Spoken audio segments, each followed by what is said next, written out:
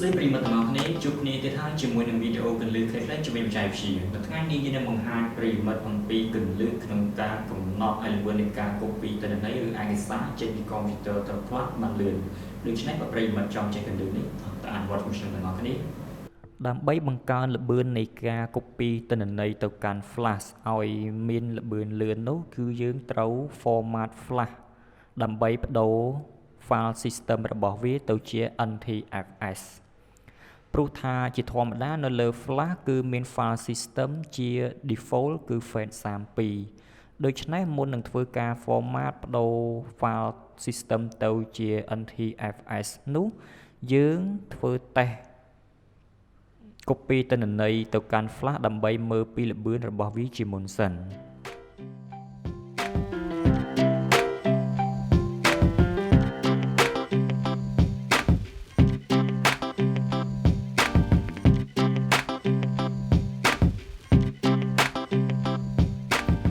បន្ទាប់ពី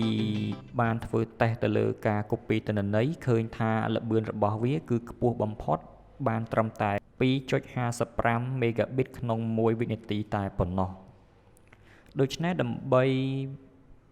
ធ្វើការ format បដូរប្រភេទ file system វាគឺគ្រាន់តែចុចមកខាងស្ដាំនៅលើវាហើយចុចយកពាក្យ format បន្ទាប់មកត្រង់កន្លែង file system គឺយើងចុចយកពាក្យថា NTFS ហើយនៅត្រង់កន្លែង format option ត្រូវចុចគ្រីសនៅកន្លែង quick format ហើយចុចប៊ូតុង start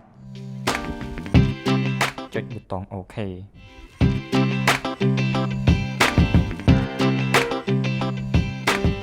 ចុចប៊ូតុង OK បន្ទាប់ពី format រួចយើងអាចសាកល្បង copy file ដដែលចូលទៅក្នុង Flash ដើម្បីមើលពីល្បឿនរបស់វាប្រៀបទៅនឹងល្បឿនដែលពុំទាន់បាន format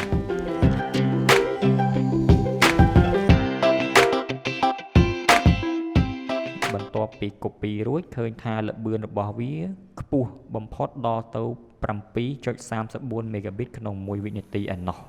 វីដេអូកន្លឹះខ្លីៗបានដល់ទីបញ្ចប់ដូច្នេះបើប្រិយមិត្តមានចម្ងល់ឬមិនយល់ត្រង់ចំណុចណាអាចសរសេរជា comment នៅខាងក្រោមបាន